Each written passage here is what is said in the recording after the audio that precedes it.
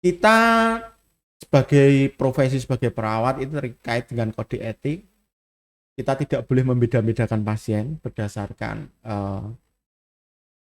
ses apa dia masuk ke rumah sakit darurat, mau dia pakai BPJS kelas 3, mau pakai bayar umum dengan menghendaki fasilitas VIP, semua kita perlakukan sama sesuai standar prosedur yang berlaku di rumah sakit darurat tersebut. Oh iya.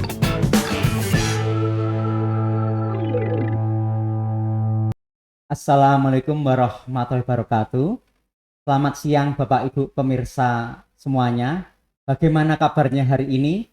Semoga Bapak Ibu sehat selalu dan dalam lindungan Allah SWT.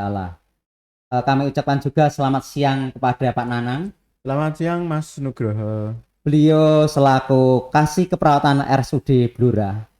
Pada kesempatan yang baik ini, RSUD Blora saat ini memiliki program baru, program sosialisasi masyarakat melalui podcast atau talk show dengan tema Sesarengan Keperawatan Gampang Mlebu RSUD Blora lan mesti diopeni. Oh iya, saya perkenalkan dulu ya Bapak Ibu ya, nama saya. Nama saya Pak Nugroho Asih Widodo Eskepnes MMkes. Saya di sini mendapat amanah sebagai Kepala Ruang Anak RSUD Blora dan juga saya sebagai Ketua Subkredensial Komite Keperawatan. Dan beliau adalah Bapak Nanang Anarkadia Subagio Eskepnes selaku Kepala Seksi Keperawatan dan juga PLT Kasih Penunjang Medis dan Pelayanan Medis. Selamat siang ya Pak Nanang ya, sehat selalu ya Pak ya. Selamat siang Mas Nugroho, sehat-sehat Mas. Oh iya Pak Nanang, sebelum kita berbicara dengan topik sesarengan keperawatan gampang mlebu RSUD Blora lan mesti diopeni, mari kita selalu budayakan cuci tangan Pak Nanang. Yeah. Karena cuci tangan ini membuat pola hidup lebih bersih dan sehat dan bisa mengurangi resiko terpapar infeksi. Yes, Kita setuju sekali. cuci tangan sebentar ya Pak Nanang. Iya, mari Mas. Karena itu juga bagian dari akreditasi rumah sakit. Iya. Iya. Kita coba ya Pak Nanang ya. Iya. Ayo kita belajar bersama tentang cuci tangan. Ya, kita mulai. 1, 2, 3, 4. 1, 2, 3, 4. 1, 2, 3, 4. 1, 2, 3, 4.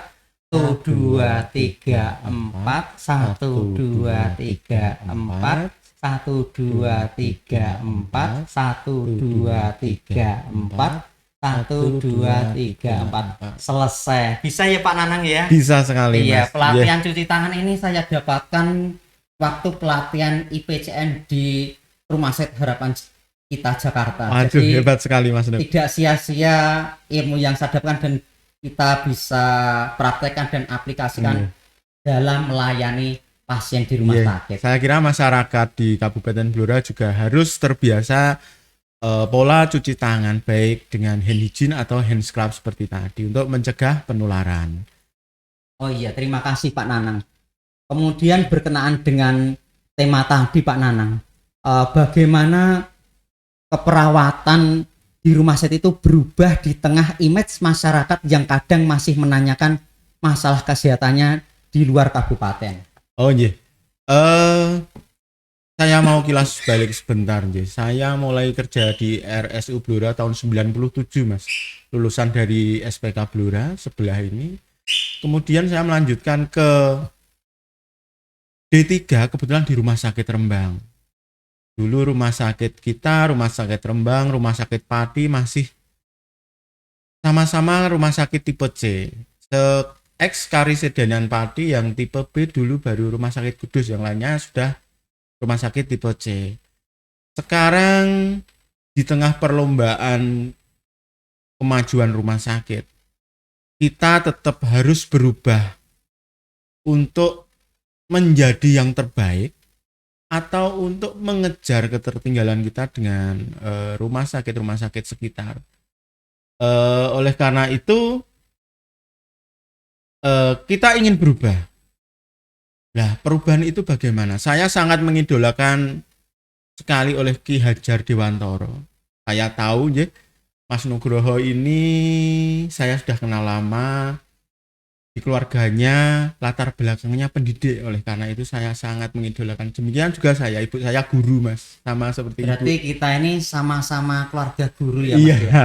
Ya Pak oleh Nanan karena ya. ini ya, Berarti guru kita Ki Hajar Dewantoro iya juga ya. benar sekali. Dari Ki Hajar Dewantoro banyak quote yang terkenal, yaitu ing ngarsa sung tulodo, ing madya mangun karsa tuturi handayani. Dan saya di sini sangat eh concern sekali dengan yang ing madya mangun karso. Artinya apa? Kita bersama-sama di tengah itu bersama-sama membangun karso. Karso itu bahasa Jawa yang di bahasa Indonesia kan artinya kemauan. Jadi kita bersama-sama dunia keperawatan membangun kemauan untuk menjadi berubah, untuk menjadi lebih baik lagi. Dan ini PR kita bersama bahwa kita harus mengubah image dari masyarakat Blora, bahwa yang sekarang ini kita tidak menutup mata bahwa banyak masyarakat kita di Kabupaten Blora yang sebenarnya punya potensi besar untuk kedepannya. Masih ada yang mempercayakan masalah kesehatannya keluar dari Kabupaten Blora. Oleh karena itu kami di RSUD Dr. R. Sutiono Blora, terutama di bagian keperawatan, pengen merubah image tersebut. Oh iya Pak Nanang, saya mau tanya juga. Kira-kira ini konkretnya itu langkah-langkah perubahannya itu seperti apa ya? Mohon dijelaskan Pak Nanang. Iya, terima kasih. Perubahan tentu kita harus selalu mengikuti perkembangan dari dinamika masyarakat. Oleh karena itu, kita juga dari keperawatan selalu berusaha untuk mengikuti dengan perkembangan keilmuan dunia keperawatan terkini, terutama untuk manajemen keperawatan. Dengan manajemen yang baik, tentu kita akan bisa merubah dunia keperawatan kita dengan menjadi sistematis dan lebih baik lagi. Karena kita tidak akan bisa mengubah image masyarakat kalau kita tidak mengubah diri kita pribadi sendiri, yang pertama.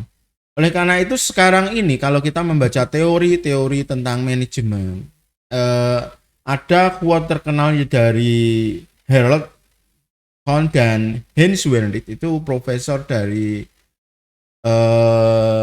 yang terkenal tentang manajemennya, Mas. Itu manajemen yang baik itu harus memuat 5 hal. Yang pertama adalah planning, organizing, staffing, leading, dan controlling. Bagaimana dunia keperawatan terutama di Rumah Sakit Blora itu memanage hal tersebut? Tentu kita yang pertama adalah tentang planning. Bagaimana kita merencanakan sesuatu? Perencanaan sangat penting karena dengan perencanaan kita akan menyusun tahap-tahap untuk mencapai tujuan yang kita inginkan. Di keperawatan kita sudah menyusun tiap tahun pedoman kerja dari keperawatan. Terus yang kedua tentang organizing. Bagaimana kita mengorganisasikan suatu keperawatan ini agar bisa menjadi lebih baik. Di tahun 2002 ini kita akan menyongsong akreditasi. Kita menggunakan dari lembaga akreditasi, yaitu Lembaga Akreditasi Rumah Sakit Damar Husada Paripurna. Bagaimana kita mengorganising dunia keperawatan di Rumah Sakit Blora? Kita tahun ini memperkenalkan adanya sistem perawat primer, di mana yang dahulu tidak ada. Apa itu masalah perawat primer? Perawat primer adalah staf manajemen perawatan yang menjadi ujung tombak dalam pengelolaan keperawatan pasien secara paripurna. Jadi di sini akuntabilitasnya jelas. Jadi pasien ini, siapa perawat yang merawat itu jelas dengan perawat primer. Jadi perawat primer adalah ujung tombak dari pelayanan keperawatan secara holistik. Karena di manajemen keperawatan yang sekarang, peran kepala ruang cenderung ke peran manajemen, dan peran dari perawat primer adalah peran profesional dalam mengelola keperawatan. Kita adakan tahun ini. Kemudian untuk staffing atau penataan staf, bagaimana kita menata staf keperawatan agar lebih baik. Staf keperawatan yang akan mengisi suatu posisi atau ruangan di Rumah Sakit Blora harus melalui proses kredensial. Nah, proses kredensial ini apa? Proses kredensial adalah proses di mana kita mengakses atau menguji dari staf keperawatan. Apakah dia ini layak, proper, atau mampu melakukan kegiatan sesuai kewenangannya di ruangan yang akan ditugaskan perawat ini tadi. Jadi perawat sebelum masuk ditugaskan di ruang anak misalnya, dia akan kita lakukan suatu asesmen. Tentu bagian keperawatan ini akan kerjasama dengan komite keperawatan rumah sakit, khususnya subkomite kredensial komite keperawatan yang Pak Nugroho, Mas Nugroho ini sebagai ketuanya. Kita akan melakukan asesmen dulu. Kenapa fungsi asesmen kredensialing ini penting? Karena untuk memastikan bahwa keselamatan pasien akan terjamin dengan mendapatkan perawat yang akan mengelola pasien tersebut. Perawatnya dipastikan sudah benar-benar lulus kredensial, artinya dia punya kompetensi atau kemampuan yang cukup untuk merawat pasien itu. Kemudian leading atau tentang kepemimpinan. Bagaimana kepemimpinan ruangan itu bisa kita jamin kualitasnya. Pak Nugroho tentu ingat pada bulan Maret tahun 2002 ini kami dari keperawatan mengadakan fit and proper test bagi kepala ruang. Kita melibatkan komite keperawatan, melibatkan bidang-bidang yang terkait, menyusun SOP bahwa kepala ruangan yang akan menjabat di suatu ruangan itu harus melalui proses fit and proper. Jadi dia itu fit atau layak menduduki jabatan tersebut dan proper. Apakah dia itu memang cakap nanti akan di ruangan tersebut. Dari hasil tersebut tentu output dari kepemimpinan akan lebih baik. Yang kelima, controlling atau mengontrol stafnya. Dengan apa? Dengan OPPE. OPPE itu ongoing professional proses evaluasi.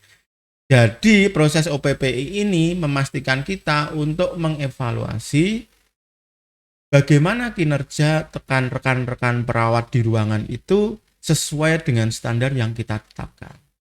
Tentu dengan jenjang kontrol dari top manajemen keperawatan kepada kelola ruang, kepada perawat primer dan lain sebagainya. Jadi mungkin bagian perawatan nanti mensupervisi kepala ruang mensupervisi perawat primer mensupervisi kepada perawat pelaksana yang ada di ruangan tersebut. Dengan 5 hal tersebut, jika kita lakukan optimis, kami bahwa dunia keperawatan rumah sakit Dr. R. Sutyono Blora akan semakin baik sehingga akan mampu mengubah image masyarakat tentang rumah sakit Dr. Sutyono secara keseluruhan. Demikian Mas Nuk. Oke, terima kasih Pak Nanang. Berarti artinya ini pelayanan keperawatan di RSUD Blora ini dari sistemnya aja sudah mulai dirubah ya Pak Nanang ya. Iya, Mas. Pertama mulai kepemimpinan kepala ruang ya, itu aja sudah dilakukan fit and ada proper test ya, tentunya gitu. Ada ujian-ujiannya apakah dia ini layak enggak sih jadi kepala ruang gitu ya Pak Nanang ya. Dan satu sisi kita melibatkan psikolog juga Mas dalam sisi fit and proper. Jadi dengan melibatkan psikolog kita akan tahu bagaimana etos kerja, proses kepemimpinan, proses leadership dari kepala ruang yang akan menjabat di ruangan tersebut, sehingga profil psikologinya kita pastikan sudah kita ketahui, terpetakan, dan sisi kompetensinya nanti ada ujian tertulis yang bisa nanti kita evaluasi sehingga memastikan bahwa kepala ruang ini sudah proper di ruang tersebut. Jadi kualitasnya tidak usah diragukan lagi karena seleksinya demikian ketat. Oke, terima kasih Pak Nanang. Memang harapan kita itu juga harapan seluruh masyarakat Blora itu perawatnya ataupun petugas lainnya itu yang menangani pasien itu ramah, tidak galak, menyampaikan dengan secara sistematis lah. Itu harapan-harapan masyarakat seperti jadi masyarakat itu kadang belum minum obat lihat senyumannya perawat itu pasien udah seneng sehingga Iya. membantu proses penyembuhannya. Itu bagaimana Pak Nanang? Iya, paling enggak ya seperti Mas Nugroho inilah ya. Senyumnya di podcast ini sedemikian mengembang. Tentu pasien dengan melihat profil keperawatan seperti Mas Nuk ini tentu akan merasa dia itu di rumah sakit Blora itu diopeni. Terlepas dari dia mau menggunakan fasilitas kesehatan apa saja. Misalnya kita sebagai profesi sebagai perawat itu terkait dengan kode etik. Kita tidak boleh membeda-bedakan pasien berdasarkan akses apa dia masuk ke rumah sakit Blora. Mau dia pakai BPJS kelas 3, mau dia pakai bayar umum dengan menghendaki fasilitas VIP, semua kita perlakukan sama sesuai standar prosedur yang berlaku di rumah sakit Blora tersebut. Oh iya Pak Nanang, berkaitan dengan prosedur itu tadi, mohon dijelaskan Pak Nanang tentang alur pasien masuk itu saat ini seperti apa, biar pasien masuk itu tidak ada rasa takut, tidak ada rasa dipersulit, intinya masuk gampang dan diopeni gitu gimana? Saya yakinkan sekali lagi kepada masyarakat Blora, monggo kita di RSUD Blora sekarang kita berubah untuk menjadi yang lebih baik. Kita tidak akan membeda-bedakan pasien berdasarkan bagaimana panjenengan semua masuk ke rumah sakit Blora. Baik jenengan mau pakai BPJS, kita akan memberikan pelayanan yang terbaik untuk jenengan. Pasien di rumah sakit Blora, kita sebagai rumah sakit pemerintah melayani dua kelompok besar masyarakat yang mau berobat ke rumah sakit kita. Pertama dengan menggunakan fasilitas BPJS, kemudian yang kedua dengan pembiayaan pribadi atau umum. Tapi sesuai dengan pedoman pemerintah bahwa sebenarnya kita masyarakat Indonesia semua ini, semua WNI itu pemerintah sudah menetapkan suatu program yang namanya Universal Healthcare Coverage. Artinya bagaimana pemerintah menciptakan suatu sistem asuransi kesehatan yang berlaku untuk semua WNI sesuai dengan Undang-Undang nomor 24 tahun 2011 tentang Badan Penjamin Jasa Kesehatan BPJS. Nah, tahun depan itu akan ada lagi yang namanya standarisasi kelas rawat inap tunggal. Jadi semua pasien BPJS itu dirawat di satu single kelas yang sama. Tentu kita akan menyikapi perubahan ini, Mas Nugroho. Alur pasien tentu yang terus saya jelaskan yang BPJS dahulu karena kita tidak bisa memungkiri di masyarakat masih ada image masyarakat jika pasien dirawat menggunakan BPJS di rumah sakit Blora akan tidak dilayani dengan baik. Saya pastikan itu tidak akan terjadi. Pasien ada dua, yaitu pasien emergensi dan non-emergensi.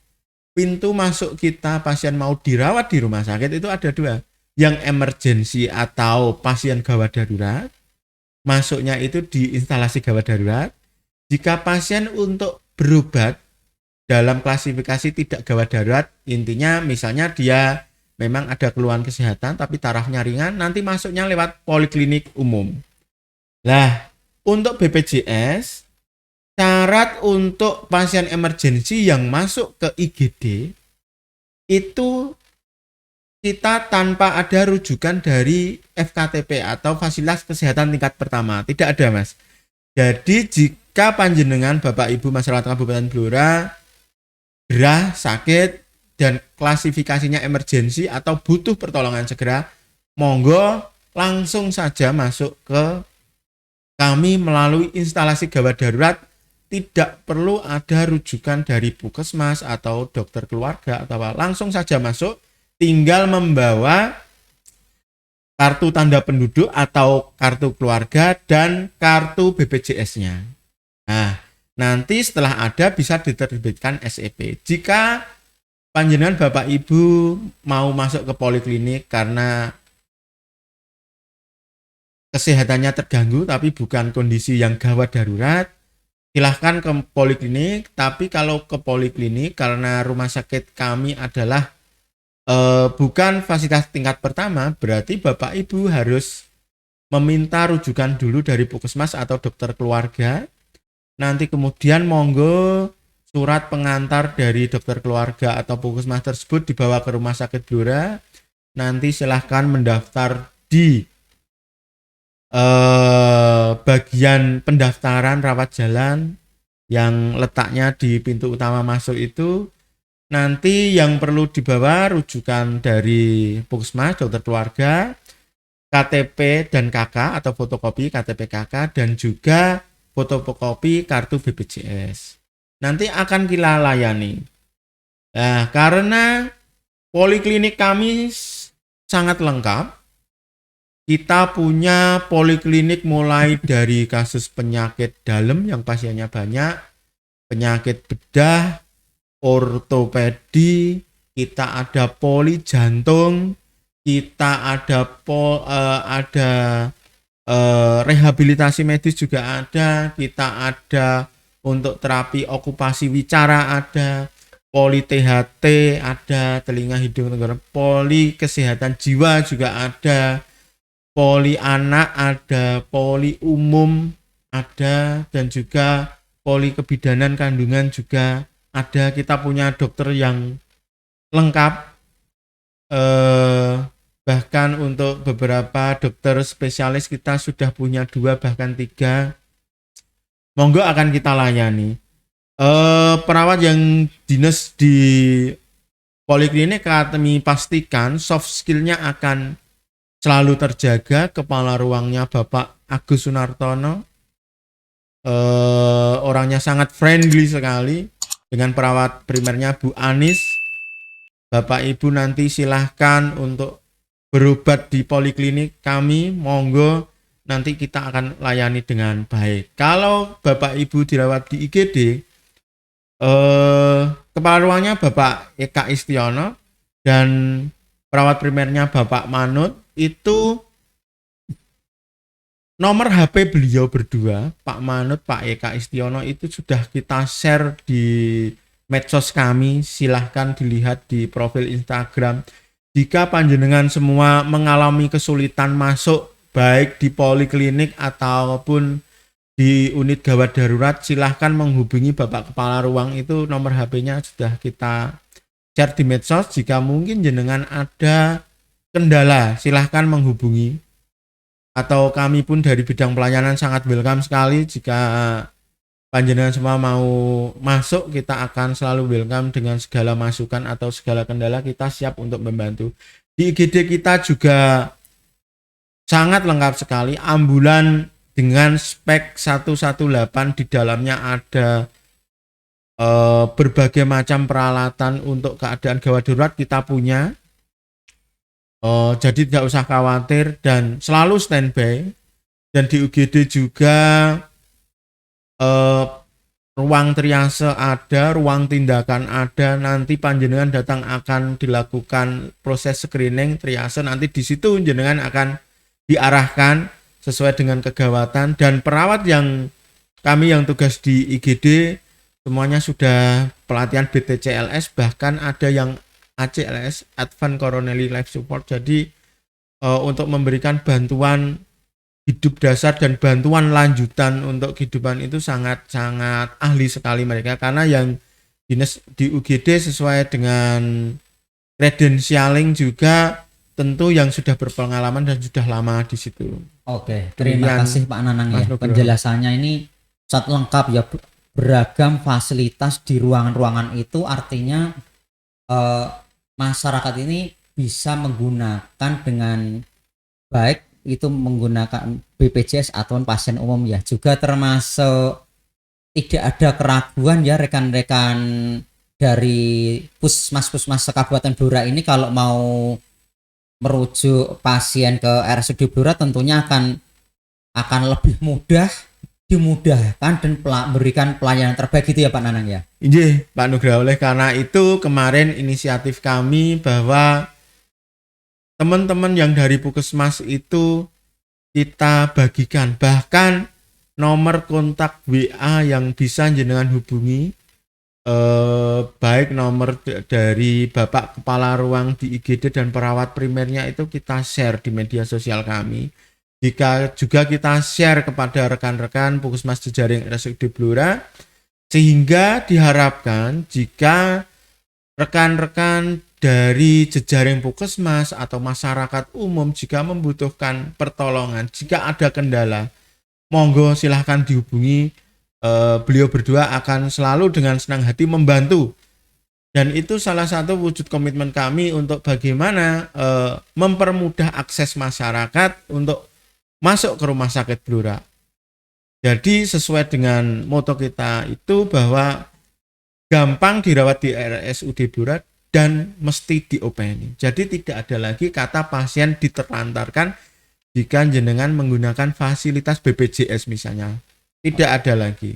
Oke, berarti gini ya Pak Nanang, berarti juga pasiennya juga mudah masuk ke rumah sakit Blora. Kemudian teman-teman yang mau rujuk, teman-teman dari Puskesmas itu juga merasa nyaman dan senang jika membawa pasien ke rumah sakit Blora karena semata-mata demi pasien biar lekas membaik atau lekas sembuh gitu ya Pak Nanang ya. Selanjutnya yang terakhir Pak Nanang, bagaimana merubah mindset pola pikir yang ada di masyarakat bahwa RSUD sekarang benar-benar sudah berubah dan menuju ke arah yang lebih baik. Terima kasih. Inti pemecahan suatu masalah itu dengan komunikasi, Mas Nuk. Bagaimana kita bisa berkomunikasi dengan konsumen kita atau masyarakat kita, dengan jejaring Puskesmas kita, bagaimana kita bisa berkomunikasi dengan baik. Tentu kita harus membuat ruang komunikasi yang selebar-lebarnya. Oleh karena itu bagian pelayanan keperawatan dengan bidang humas, SIM RSPI itu juga sering membuat bermacam-macam kegiatan. Misalnya kita akan mengaktifkan media sosial karena media sosial sekarang ini sangat-sangat membudaya atau sangat-sangat populer di masyarakat kita. Tentu dengan medsos yang terkelola dengan baik akan membuka suatu ruang komunikasi. Bahkan jika panjenengan cuma mau komunikasi dengan lebih intens, WA juga kita kita share. Untuk ruang komunikasi yang lain, misalnya untuk ruang medsos, kita ada Instagram, ada Facebook, ada channel YouTube, dan lain sebagainya. Dan kita semua membuka ruang komunikasi yang seluas-luasnya untuk pasien itu tadi, masyarakat itu tadi, konsumen kita. Dan juga kita pastikan bahwa fasilitas kita lengkap. Fasilitas kita dirawat inap, Mas. Bisa jenengan setelah masuk melalui instalasi rawat jalan poliklinik atau masuk melalui IGD, jangan khawatir tidak mendapatkan tempat ruang rawat. Ruang rawat inap kita sudah tersedia dengan lengkap. Banyak gedung-gedung yang baru dibangun, gedung-gedung dengan fasilitas dengan standar yang baik. Misalnya kita mulai saja dengan ruang teratai. Ruang teratai, rawat inap teratai itu merupakan ruang rawat inap penyakit dalam, penyakit jantung, neurologi. Cara masuknya ke sana kita punya sekitar 38 tempat tidur. Baik itu kelas 1, 2, 3. Di sana juga ada ruang imunokompromis khusus jadi pasien dengan kondisi kekebalan imunitas menurun. Di sana kita tempatkan ruangan khusus. Ada ruang isolasi khusus tetanus juga ada di sana. Ruang TB juga ada di sana. Perawat yang dinas di sana, kepala ruangnya 1 Ibu Parni dengan 2 perawat primer, Bapak Budi dan Ibu Eni. Itu kenapa kita beri 2 perawat primer? Karena kita ingin memastikan pasien di sana itu dikelola dengan baik. Oleh karena itu kita buat 2 perawat primer, di mana 2 perawat primer ini sebagai ujung tombak pelayanan di sana.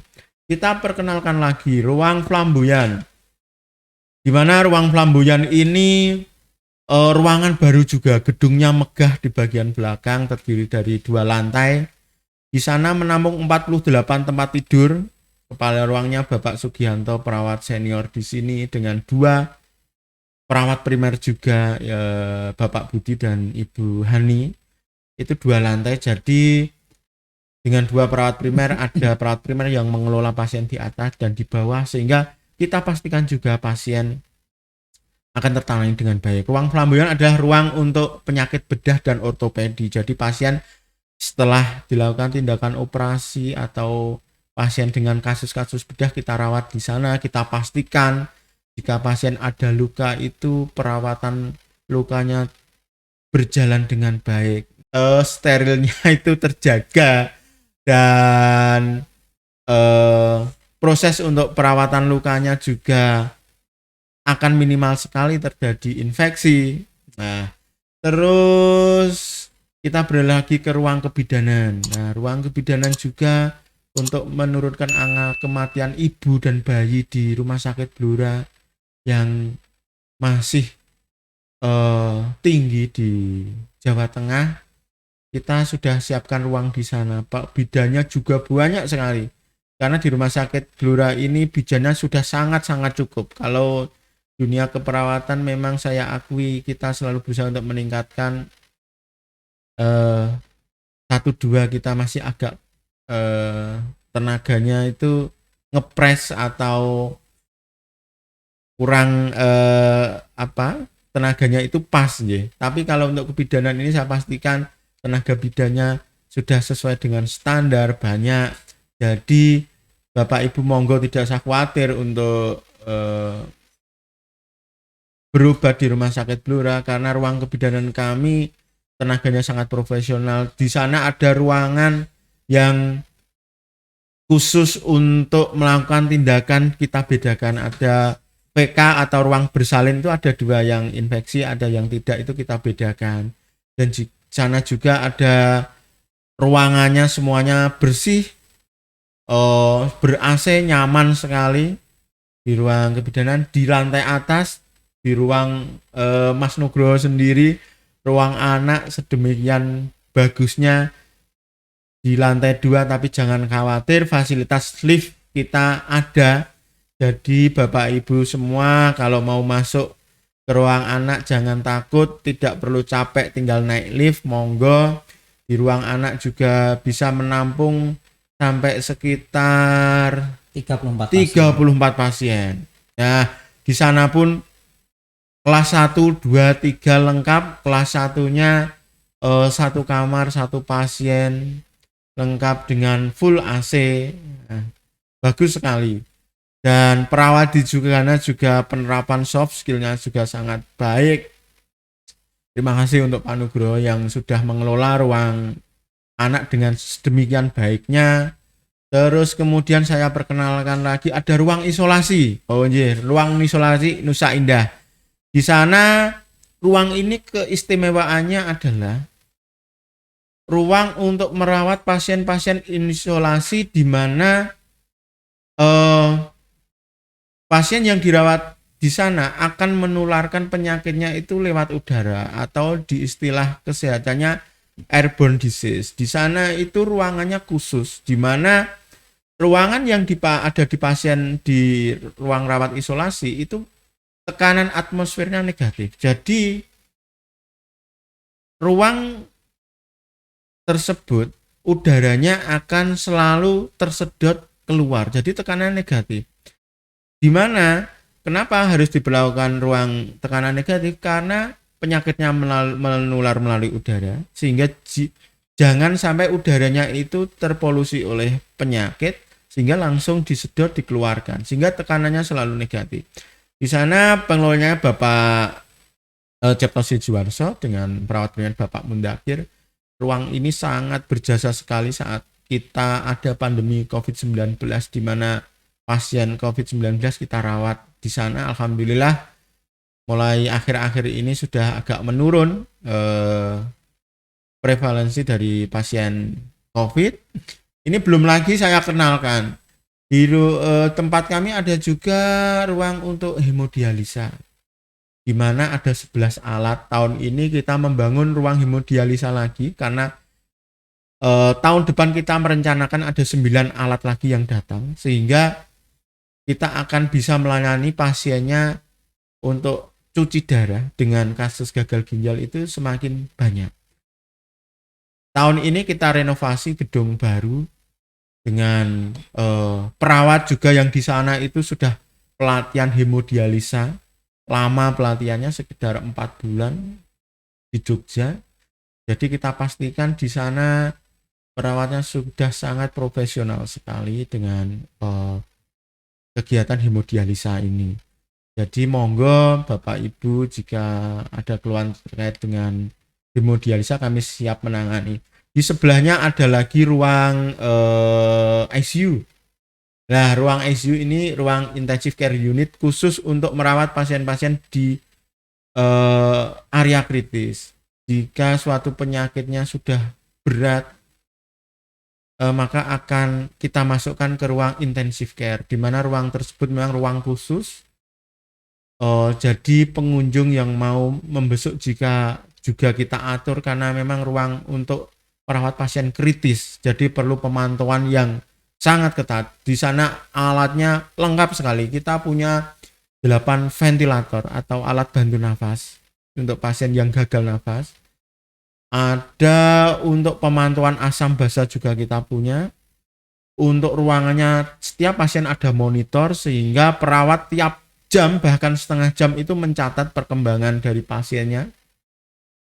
Perawat yang tugas di sana juga haruslah melalui pelatihan yang sangat intens sekali di Semarang, di Jakarta, di Jogja.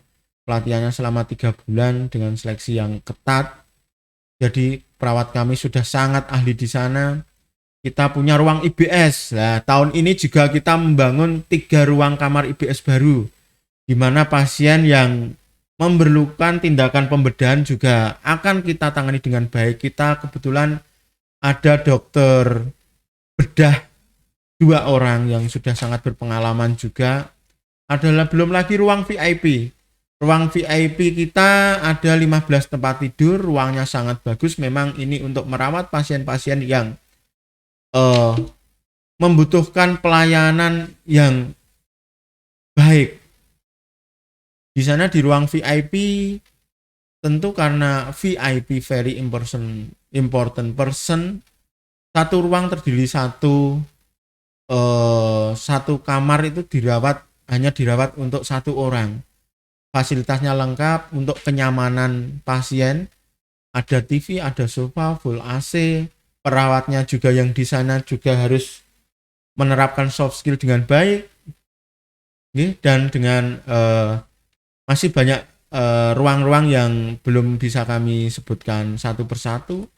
Tapi dengan fasilitas kita yang sedemikian lengkapnya dan akses komunikasi yang kita buat sedemikian baiknya, Bapak Ibu di masyarakat Blora jangan ragu untuk mempercayakan masalah kesehatannya ke RSUD Dr. R. Sutiono Blora. Oke, terima kasih ya Pak Nanang ya. Penjabarannya sangat kompleks, sangat luas, sangat lengkap sekali. Itu ya Bapak Ibu pemirsa semuanya ya. Tentunya panjenengan tidak ragu lagi, Bapak Ibu masyarakat sekitar mau berobat, monggo periksa di RSUD Blora, dan juga teman-teman di puskesmas atau rumah sakit lainnya yang mau rujuk, monggo silahkan ke sini, kita akan terima dengan senang hati loh Bapak Ibu ya. Tentunya demi memberikan pelayanan terbaik bagi pasien. Gitu ya Bapak Ibu ya. Terima kasih ya Pak Nanang ya, jenengan hari ini memberikan penjelasan yang sangat runtun dan terperinci demi memberikan pelayanan terbaik bagi masyarakat Blora. Terima kasih Bapak Ibu semuanya. Bincang-bincang hari ini kita akhiri. Kurang lebih mohon maaf.